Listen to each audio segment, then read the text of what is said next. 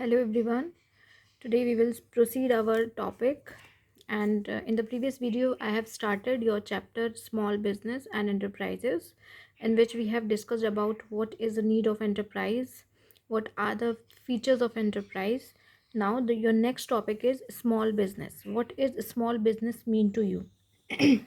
Small business, I should say that any enterprise which employs not more than 50 persons when using power and 100 when not using power, and with capital assets not exceeding rupees 5 lakh. इसका मतलब समझने की ज़रूरत है कि small business exactly होता क्या है। स्मॉल बिजनेस कोई भी एक ऐसा एंटरप्राइज जहाँ पर 50% से ज़्यादा लोग काम नहीं कर रहे हों। कब काम नहीं कर रहे हों?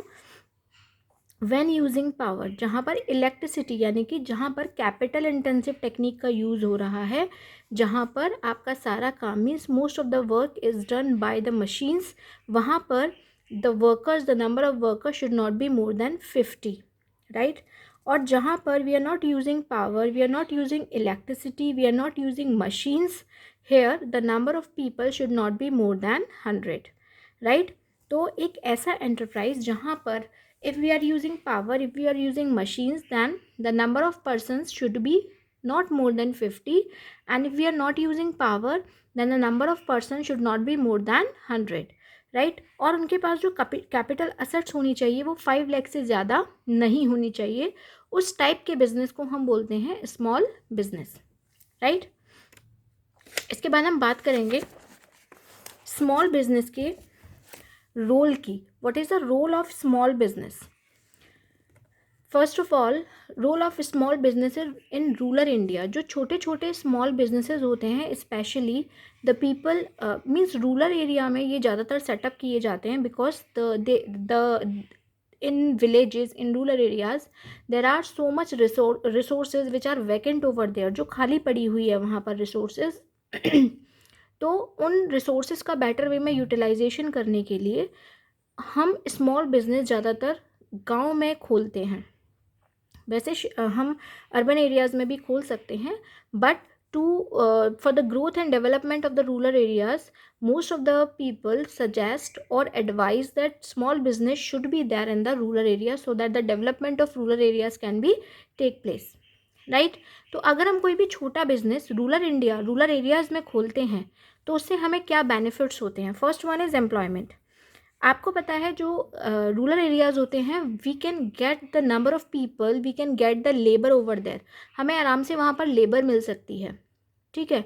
तो if we are going to setup any industry over there, then what we find, we can generate the employment opportunities to the man as well as to the womens, right. Second is improves economic conditions. If you are providing any employment opportunities to the people, अगर हम लोगों को कोई भी employment opportunities provide करते हैं, तो by which they can get the employment, and after getting employment they can earn something in the form of income, by which they can raise the standard of living also.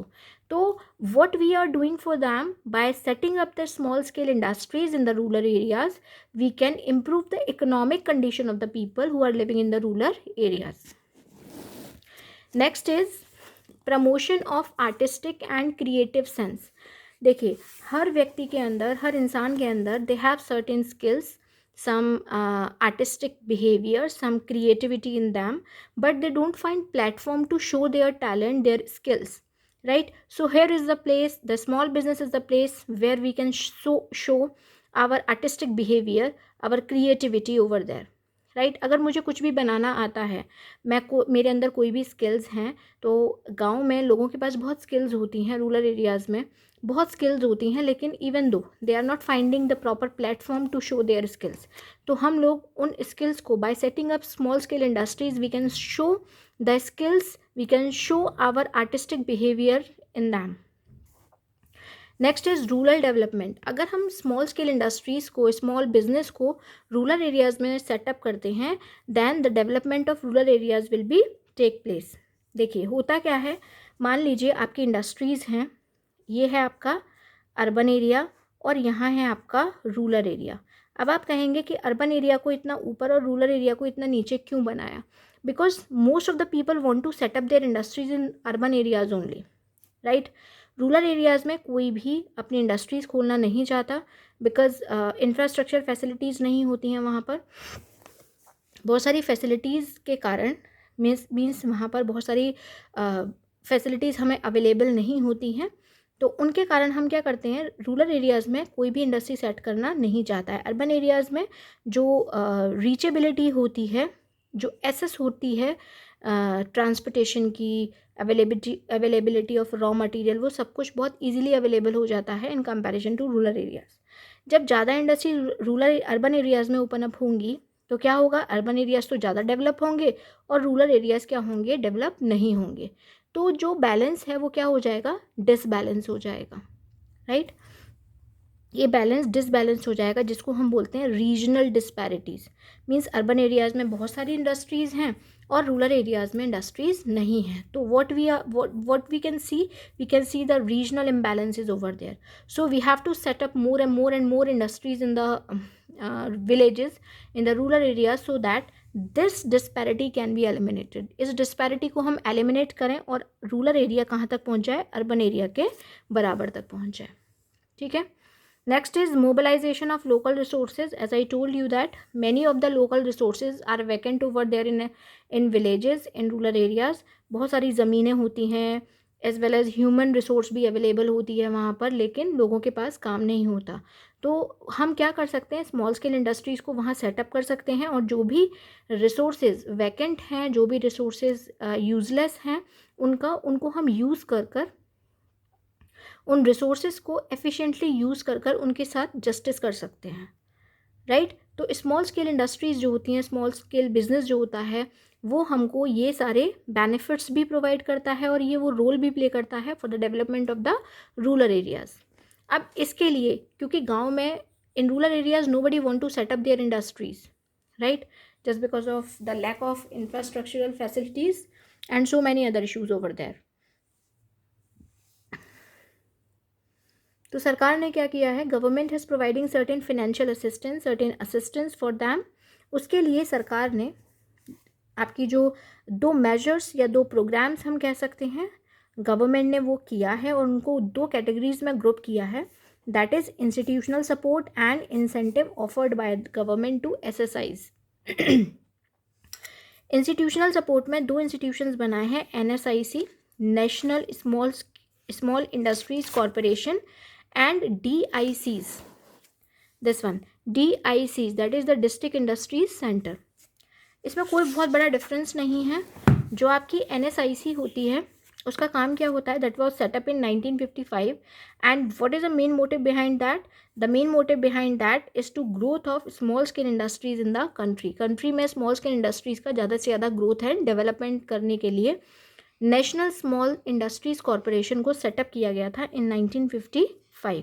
इनका काम क्या था, जो NSIC थी वो, देखिए छोटी छोटी स्मॉल स्केल इंडस्ट्रीज़ होती हैं गांव में, अगर हम खोल रहे हैं स्पेशली, तो वहाँ से एक्सपोर्ट करना, वहाँ से सामान को शहर तक पहुँचाना बहुत मुश्किल होता है। तो ये लोग, ये जो NSIC होती हैं, national small scale industry corporation जो होती हैं, they provide support to small scale industries to export their product as well, right? सबसे पहले to supply indigenous and imported machines in easy instalment. आपको पता है कोई भी इंडस्ट्रीज़ को सेटअप करने के लिए हमको मशीनरीज़ की ज़रूरत होती है, तो NSIC हमको मशीनरीज़ इजी इंस्टॉलमेंट में, क्योंकि हमारे गाँव में जो लोग अपनी इंडस्ट्री सेट कर रहे हैं, आई डोंट थिंक कि they have lot of money with them, right? तो NSIC उनको सपोर्ट प्रोवाइड करती हैं, जैसे मशीन्स लानी है अगर उनको कोई, तो इजी इंस्टॉलमेंट में उनको मशीन दिलवाती हैं, राइट?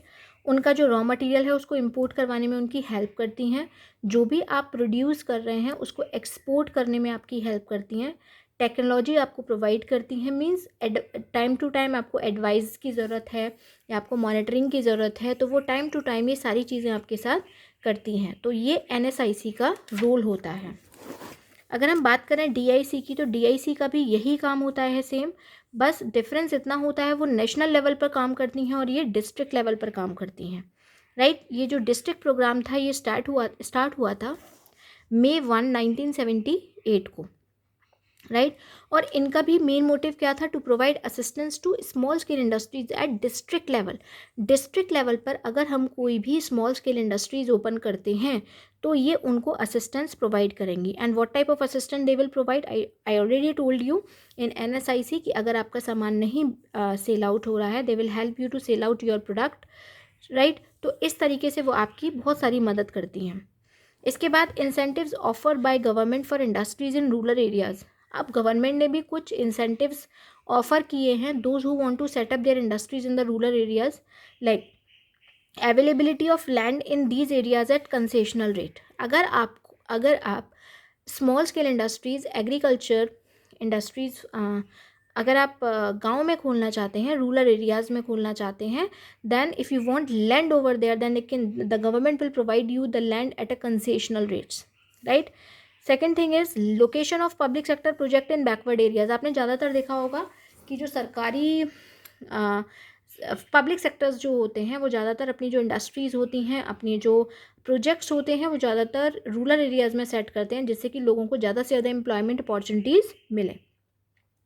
जितने भी आपके इंडस्ट्रियल इस्टेट्स हैं, प्रॉपर्टीज़ वगैरह का काम जो होता है वो सारा बैकवर्ड एरियाज़ से ही शुरू किया जाता है। ट्रांसपोर्टेशन, बैंकिंग, पावर सप्लाई, सारी फैसिलिटीज़ आजकल रूरल एरियाज़ में आपकी जो सरकार है वो आपको प्रोवाइड करा रही है, just to promote SSIs। SSIs means small scale industries, right.